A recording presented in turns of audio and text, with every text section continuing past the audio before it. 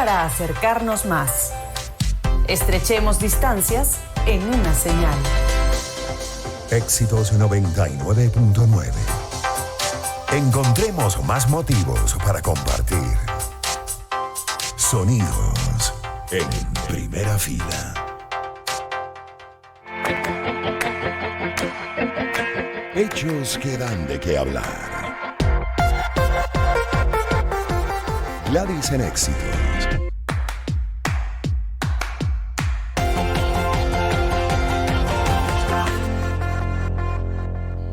Bien, en esta parte, en esta primera hora para Caracas, tenemos conversación con quien es inversionista minera, Lisette Cruz, y para particularmente hablar sobre el litio, porque de hecho hay disputa. Parte de la noticia también es que China y Estados Unidos se disputan lo que es, digamos, el control de un mercado que cobra mucha importancia, y de eso y más vamos a hablar con nuestra invitada. El litio además está muy presente en Argentina, en Bolivia y Chile. De hecho, destaca BBC.com que más de la mitad del litio del mundo está en estos tres países. Un triángulo que ha despertado el interés de gobiernos e inversores por entrar a esos mercados particularmente, y países como China y Estados Unidos no quieren perderse la oportunidad de contar con este metal que es clave. ¿Pero por qué es clave? ¿Por qué la importancia? Le preguntamos eso y más a Lisette Cruz. Bienvenida, buenas tardes. Hola Gladys, qué gusto. Muchísimas gracias por la invitación. A ti, gracias por estar con nosotros, Lisette, y para entender un poco este mercado de litio que cada día agarra más fuerza, más importancia. Y bueno, tres países tienen, imagínate, más de la mitad de este, de este metal en el mundo, que están en América Latina. Además, Argentina, Bolivia y Chile, bien por ellos. Pero bueno, el punto también está en ver cómo lo desarrollan de la mejor manera y sacan provecho. Igual, para entender su importancia. Empecemos por ahí, Lisette.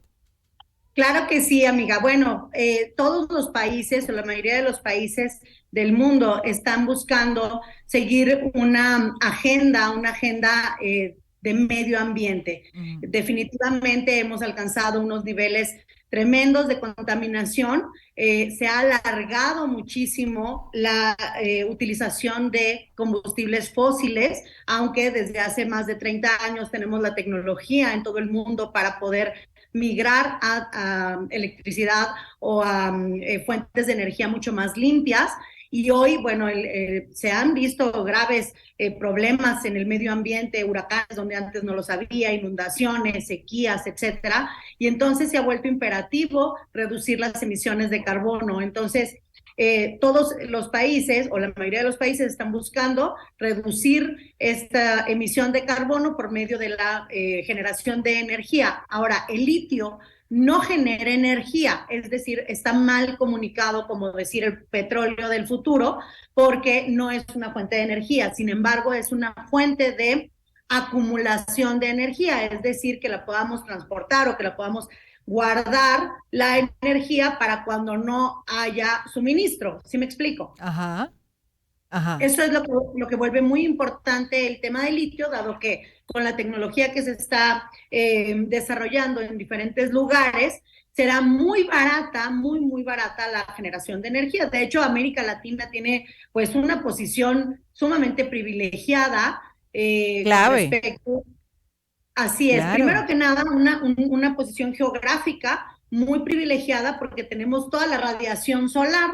Entonces, simplemente desde ahí, bueno, deberíamos de tener fuentes de energía completamente limpias y económicas. También tenemos grandes afluentes de ríos y de mares que también generan pues bastante energía. Entonces, desde ahí tenemos una posición muy privilegiada con un clima que definitivamente nos permitiría poder generar la energía y poderla acumular. Y además, bueno, pues tremendamente ricos nuestros países de los minerales que se necesitan para la industrialización de estas baterías, no solamente es el litio. Claro, dentro de lo que es ese concepto de economía verde, además, de la protección del medio ambiente, que urge implementar. Además, hay algunos que están corriendo dentro de este tema, mientras otros todavía ni siquiera han empezado.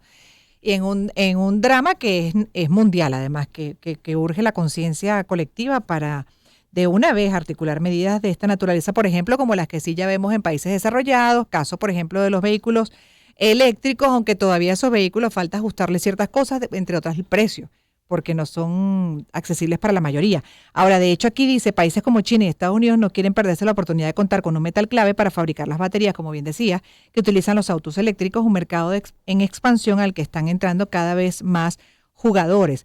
Y también lo otro es sobre el tema de las baterías, particularmente en este cuestionamiento a lo que hasta ahora se ha hecho, sobre todo de ese desarrollo de la era industrial que ha afectado el planeta. El tema de las baterías también, que según entiendo, corrígeme si estoy equivocada, Lisette, pero hace mucho uso del agua y parece que esto también podría convertirse en un problema a la larga si no se corrige a tiempo lo que es esa fuente para, por ejemplo, el transporte. Sí, bueno, esos son los retos que estamos participando, quienes estamos jugando un papel importante en el tema del litio. Por ejemplo, cuando inició la industria petrolera, no solamente para la movilidad, sino para los plásticos, no se previó que se iban a llenar nuestros mares de plásticos, ¿me explico? Y hoy resulta que estamos ingiriendo microplásticos en los alimentos que comemos. ¿Por qué? Porque no se vio la manera correcta de poderlos recoger, reutilizar, reducir, etcétera. Entonces, uno de los temas más importantes es poder ver la minería de litio que no se está explotando a su máxima necesidad en este momento. Es decir, los mayores productores de litio son, sí, Chile, por ejemplo, pero por ejemplo también Australia. Y ahora serán todos los países donde hay litio, porque al principio se especulaba que había poco litio, pero realmente hay mucho. El reto es poder encontrar las mejores maneras, las que utilicen la menor cantidad de agua y que esa agua también pueda ser reutilizada. Por eso las plantas tratadoras de agua y las desalinizadoras de agua serán un jugador importante para que no, justamente tenemos una crisis de agua para no sumar salvar otra al planeta a costa del planeta. Claro, y a todas estas también, ¿a cuánto se cotiza el litio? Porque además lo llaman el oro blanco. Sí, pues mira, ha tenido diferentes aumentos y también bastantes correcciones. En este momento, los últimos días se ha cotizado con una corrección en el mercado porque llegó a estar entre 70,000 y 90,000 dólares la tonelada y ha tenido una corrección a 35,000 dólares, 40,000 dólares la tonelada, que es una corrección que era necesaria definitivamente y va a seguir fluctuando hasta que no se estabilice. Ahora, con respecto a lo que decías de China y de Estados Unidos, sí hay pues un poco de especulación porque, bueno, sabes que Estados Unidos ha perdido bastante valor en su moneda por la gran impresión de dólares norteamericanos en los últimos años, antes y después de la pandemia, y eso le ha dado un golpe. Y el hecho de que BRICS esté fortaleciendo su moneda a través de reservas de valor real, por ejemplo, como tener una gran parte del oro físico respaldándolo, entonces eso pone un poco más en ventaja a Asia. Sin embargo, son menos los países que están en este momento formando el bloque de BRICS contra pues el G20, por ejemplo, que está encabezado por Estados Unidos y los otros países, quienes pues están pasando por un gran reto en este momento en esta competencia comercial. Bueno, de hecho también aquí en la nota de BBC, por ejemplo, y con esto ya vamos cerrando porque lamentablemente nos quedamos cortos, pero qué interesante todo este mundo, además la importancia que está pues cobrando el litio, bueno, además entendiendo lo que es el enfoque de economía verde, pues tiene que apuntar a considerar una serie de metales, ¿no? Para tener otras fuentes y que además no tengan un impacto negativo en el planeta. Mucho todavía por revisar. Lo cierto es que ya algunos van en una carrera a gran velocidad y quien es la jefa del Comando Sur de Estados Unidos, Laura Richardson, advertía, por cierto, que China continúa expandiendo, fueron palabras textuales, su influencia económica, diplomática, tecnológica, informativa y militar en América Latina y el Caribe. Esto lo dijo durante una presentación ante el Comité de Servicios Armados de la Cámara de Representantes en marzo.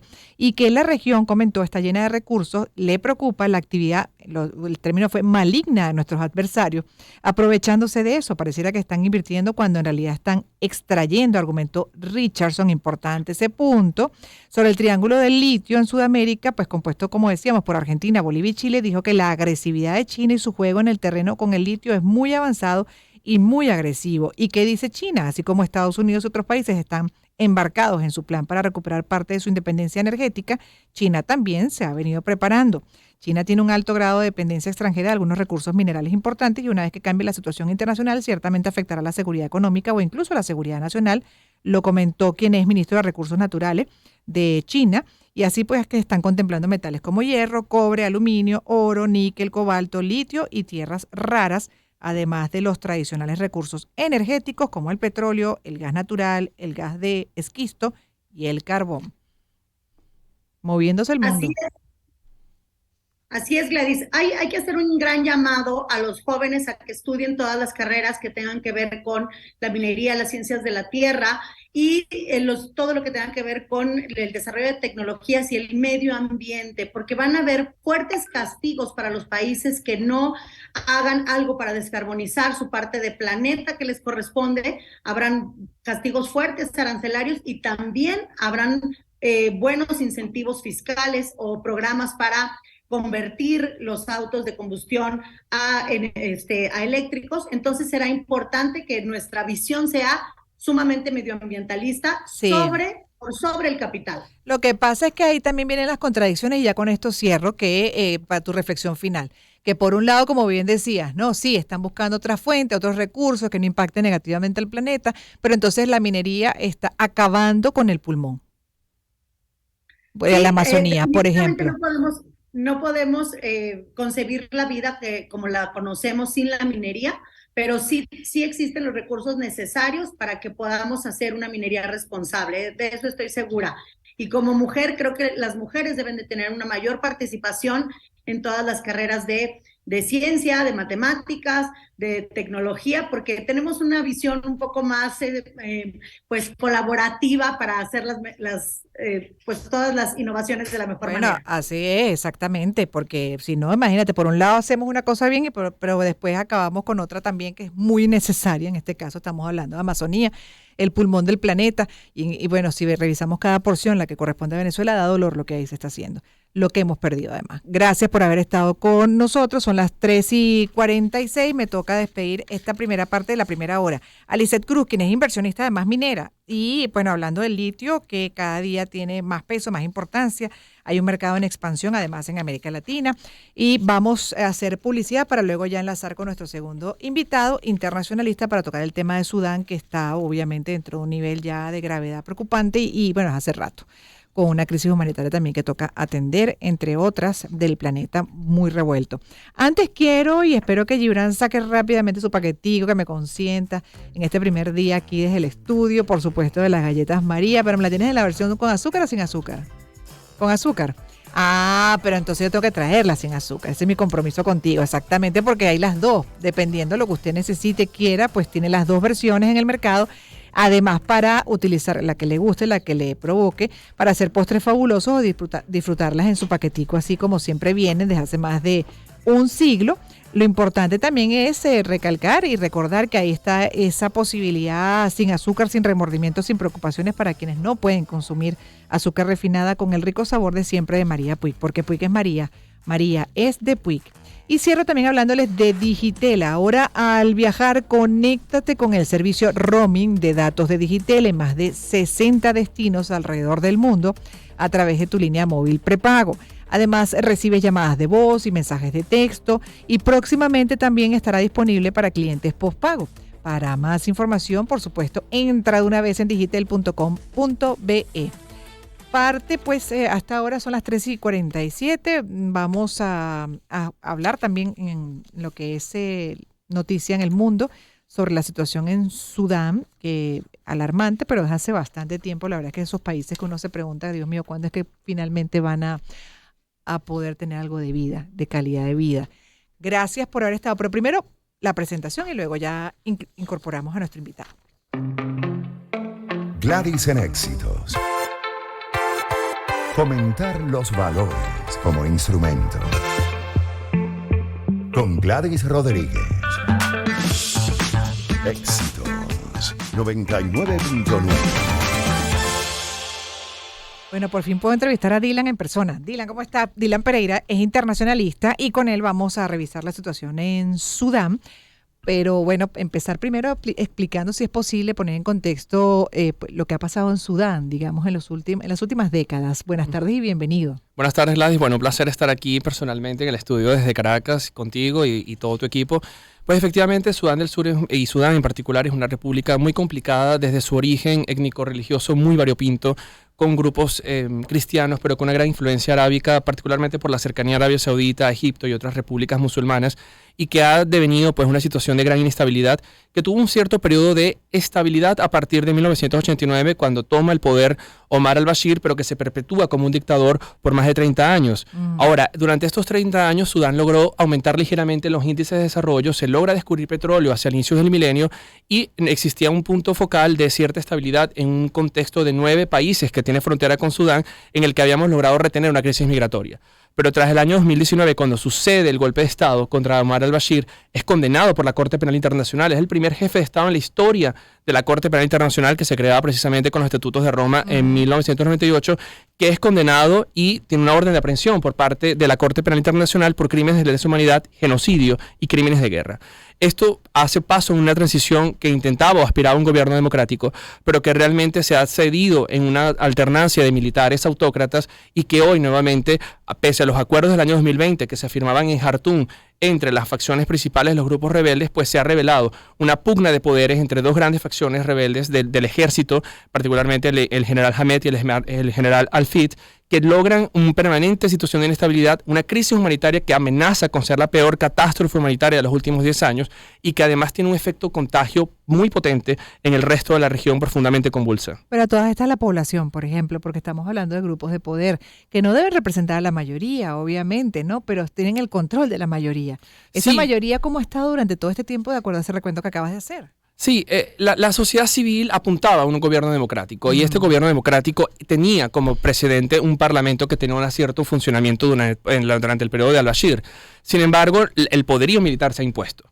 Lo que vemos hoy es que en apenas 2 o 3 semanas de agravamiento del conflicto ya hay más de 100.000 desplazados internos, según la Organización Internacional de Migraciones.